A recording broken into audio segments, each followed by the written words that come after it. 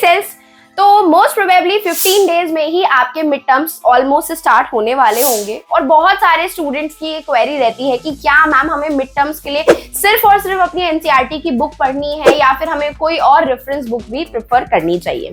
आप सब लोगों को पता है, आप ऑब्वियस सी बात है पीसीबी लेकर के नीट की प्रिपरेशन करते हैं जहां पे आपके एमसीक्यू बेस्ड क्वेश्चंस तो आप बहुत सारे प्रैक्टिस करते हैं, बट आपको ये आइडिया नहीं होता है कि मैम हमारे स्कूल बेस्ड एग्जाम्स में सब्जेक्टिव क्वेश्चंस कहां से आते हैं, कैसे आते हैं। तो आज आपको वही बताऊंगी कि किस तरीके से सीबीएसई सिर्फ और सिर्फ एनसीईआरटी को लेकर के आपके क्वेश्चंस फ्रेम करती है।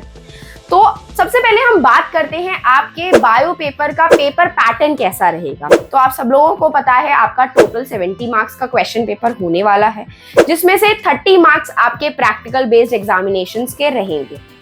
सेक्शन ए की बात करूं तो वो आपके एमसीक्यू बेस्ड क्वेश्चंस रहने वाले हैं, जिसमें 1 to 16 क्वेश्चन आपके 1 मार्कर्स क्वेश्चन होंगे, 1 to 12 क्वेश्चंस आपके रहेंगे एमसीक्यू बेस्ड एंड रिमेनिंग जो 4 क्वेश्चंस आपके रहते हैं वो आपके assertion and reason based questions रहेंगे। सेक्शन बी की बात करूं तो वहां पे आपके 2 मार्कर क्वेश्चंस होंगे जहां पे आपको 5 क्वेश्चंस देखने के लिए मिलेंगे। सेक्शन सी की बात करूं तो वो आपके 3 मार्कर क्वेश्चंस रहेंगे, जिसमें टोटल आपके 7 क्वेश्चंस होने वाले हैं। और अगर अब मैं बात करूं सेक्शन डी की तो वो आपके केस बेस्ड क्वेश्चंस का सेक्शन होने वाला है, जहां पे आपके 2 क्वेश्चंस आपसे पूछे जाएंगे। और लास्ट में अगर मैं आपके सेक्शन ई की बात करूं तो वो आपके 5 मार्कर्स क्वेश्चन होने वाले हैं, जिसमें टोटल आपके 3 क्वेश्चंस आपसे पूछे जाएंगे। तो this is the entire paper pattern जो आपको इस बार अपने क्लास 11 के मिड टर्म्स एग्जाम में देखने के लिए मिलेगा। एंड इवन सीबीएसई बोर्ड्स के एग्जामिनेशन में ही आपके 12th बोर्ड्स में भी यही सेम पैटर्न फॉलो करने वाला है जो आपका स्कूल फॉलो करेगा। तो अब मैं बात करती हूं कि आपके ये सारे क्वेश्चंस जो हैं एनसीईआरटी बुक से किस तरीके से फ्रेम होते हैं। If I talk about your 1 marker questions जो कि आपके MCQ बेस्ड रहेंगे और आपके assertion and reason रहेंगे। MCQ क्वेश्चंस जो रहते हैं ना, उसमें आपकी डिटेलिंग बहुत मैटर करती है कि मतलब आपने कितने डीपली उस एक पर्टिकुलर चैप्टर को रीड किया है, जैसे कि बायोलॉजिकल क्लासिफिकेशन हो गया, प्लांट किंगडम हो गया, एनिमल किंगडम हो गया। ये सारा जो यूनिट 1 का पोर्शन रहता है ना, यहाँ से आपके एग्जाम्पल सबसे पूछे जाते हैं जो आपको अच्छे से पढ़ने भी पड़ेंगे और इन्हीं छोटी छोटी माइनर डिटेलिंग से आपके MCQs बनते हैं। और अगेन मैं आपसे यही बोलूंगी, एनसीईआरटी सिर्फ और सिर्फ आपकी भगवान है, आपका फोकस सिर्फ एनसीईआरटी पे होना चाहिए और कहीं इधर उधर भागने की आपको जरूरत ही नहीं है। वो चाहे नीट का एग्जाम हो, चाहे आपके स्कूल बेस्ड का सब्जेक्टिव क्वेश्चन वाला एग्जाम क्यों ना हो, क्वेश्चंस हमेशा और हमेशा आपके एनसीईआरटी बेस्ड ही रहने वाले। उसके बाद मैं बात करूं अगर मैं असर्शन एंड रीजन क्वेश्चंस की, तो वहां पे ना आपके बहुत ही ज्यादा कॉम्पिटेंसी बेस्ड क्वेश्चंस सबसे ज्यादा बनते हैं। मतलब ट्विस्ट एंड टर्न्स आपको इन्हीं क्वेश्चंस में सबसे ज्यादा देखने के लिए मिलेंगे, जहां पे वो आपकी अंडरस्टैंडिंग चेक करेंगे कि आपने वो पर्टिकुलर टॉपिक कितने अच्छे से पढ़ा है या आपको समझ में आया है कि नहीं आया है। सेक्शन बी की बात करूं 2 मार्कर क्वेश्चंस की, तो 2 और 3 मार्कर क्वेश्चंस जो रहते हैं ना, वो आपके कंसेप्ट बेस्ड रहते हैं। कंसेप्ट बेस्ड मतलब वो आपसे डायरेक्ट क्वेश्चंस नहीं पूछेगा कि भाई प्लांट किंगडम में ये 4 क्लासिफिकेशंस रहते हैं तो इनके एग्जांपल्स लिख दो या उनके फीचर्स लिख दो। वो आपसे उसकी इकोनॉमिक इंपॉर्टेंस पूछ लेंगे। आपके डेली बेसिस पे आप एल्गी, ब्रायोफाइट्स, टेरिडोफाइट्स या एनिमल किंगडम में आपने जो सारे एनिमल्स पढ़े हैं वो कहाँ कहाँ पे अपने रियल लाइफ में देखे हैं, उनका इकोनॉमिक इंपॉर्टेंस, इकोलॉजिकल इंपॉर्टेंस क्या होने वाला है। कुछ इस तरीके से ट्विस्ट एंड टर्न वाले क्वेश्चन आपके एनसीईआरटी बेस्ड में बनेंगे, जो आपकी डिटेलिंग पे फोकस करने पे आपको एम्फसाइज करेंगे कि हाँ, आपको अपने कंसेप्ट को अच्छे से समझना है, उसके सारे एग्जांपल्स अच्छे से पढ़ने हैं, हर एक चीज को डिटेल में अच्छे से समझना है, रटना नहीं है। आई नो बायो में बहुत सारी थ्योरी है जो आपको रटनी पड़ेगी, आपके पास कोई और ऑप्शन नहीं रहता, बट अगर आप उसी पर्टिकुलर टॉपिक के कंसेप्ट को समझ लोगे, उसको अच्छे से प्रैक्टिस कर लोगे, तो आई एम डेफिनेटली श्योर आपको रटने की जरूरत ही नहीं पड़ेगी। हर एक चीज आप फिंगर टिप्स पे याद कर सकते हो।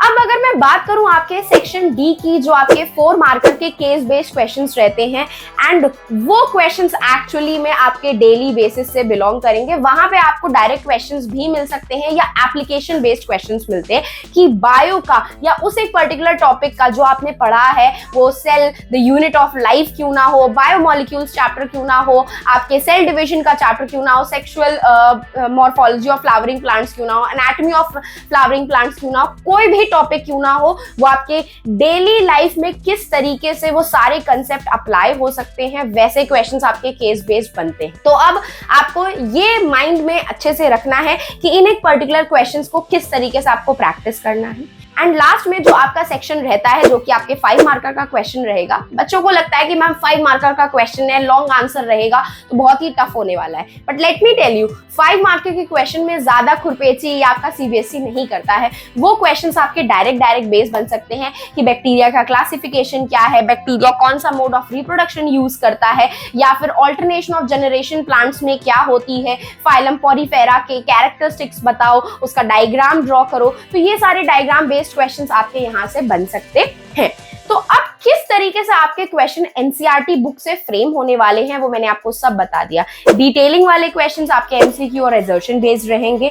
डेली लाइफ से रिलेटेड आपके क्वेश्चंस जो रहेंगे वो आपको केस बेस में मिल सकते हैं। ट्विस्ट एंड टर्न होकर के कंसेप्ट के ऊपर आपको 2 और 3 मार्कर मिलेंगे। और जो 5 मार्कर वाले क्वेश्चंस रहते हैं वो तो भाई डायरेक्ट आपके एप्लीकेशन बेस्ड रहेंगे कि डायरेक्टली आपसे पूछा जाएगा कि इस एक वर्ड का या इस एक पर्टिकुलर टॉपिक में क्या एक्सप्लेन करना है, क्या कैरेक्टरिस्टिक फीचर्स है उसकी, सब कुछ वो आपसे पूछ लेगा। रही बात आपके डायग्राम्स की, तो देखो डायग्राम्स आपके 2 तरीके से आपसे एग्जाम में पूछे जाएंगे। एक वो पूछेगा डायरेक्टली आपको ड्रॉ करने के लिए बोल देगा कि ये फाइलम पॉरीफेरा है, इसका डायग्राम ड्रॉ करके दिखाओ और उसके कैरेक्टरिस्टिक फीचर्स लिखो। या फिर वो आपसे ऐसे बोलेगा कि आपको उसने बोल दिया कि ऑल्टरनेशन ऑफ जनरेशन क्या होता है।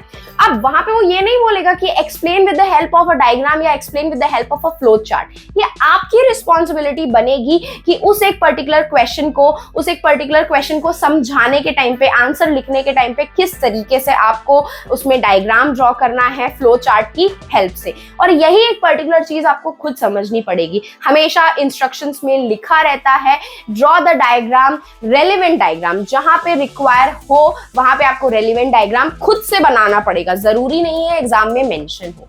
तो अब मेरी आपसे एक लास्ट में गोल्डन टिप यही रहेगी कि अगर इन केस आपको ऐसे ही बहुत सारे सब्जेक्टिव क्वेश्चंस प्रैक्टिस करने हैं तो हमारे मिड टर्म की टेस्ट सीरीज चेकआउट करना आप बिल्कुल भी मत भूलना।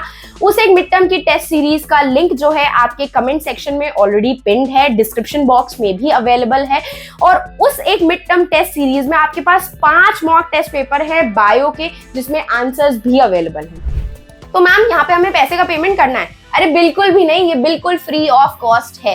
बस आपको अपने नंबर से वहां पे रजिस्टर करना पड़ेगा, उस पे एक ओटीपी आएगा और आप सारी पीडीएफ को फ्री ऑफ कॉस्ट डाउनलोड कर सकते हो और अच्छे से प्रैक्टिस करो। वो सारे मॉक टेस्ट पेपर प्रैक्टिस करके आपको एक आइडिया लग जाएगा कि किस तरीके से हर एक क्वेश्चन को सीबीएसई आपकी एनसीईआरटी बुक से ही फ्रेम करके देने वाला है। लास्ट में गोल्डन टिप आपके लिए यही रहेगी कि जितने भी क्वेश्चंस आपके एनसीईआरटी बुक में अवेलेबल हैं उनको गलती से भी स्किप मत करना। स्कूल बेस्ड एग्जाम में उन एनसीईआरटी क्वेश्चंस को जरूर दिया जाता है एग्जाम में, तो मेक श्योर जरूर करना कि वो सारे क्वेश्चंस को आप मेरे एनसीईआरटी सॉल्यूशंस के सेशन देख करके प्रैक्टिस करना नहीं भूल रहे हो। And all the very best. बस ये सारी चीजों को फॉलो करना और फोड़ करके आना एग्जाम में। All the very best. Like share subscribe कर देना। Bye guys.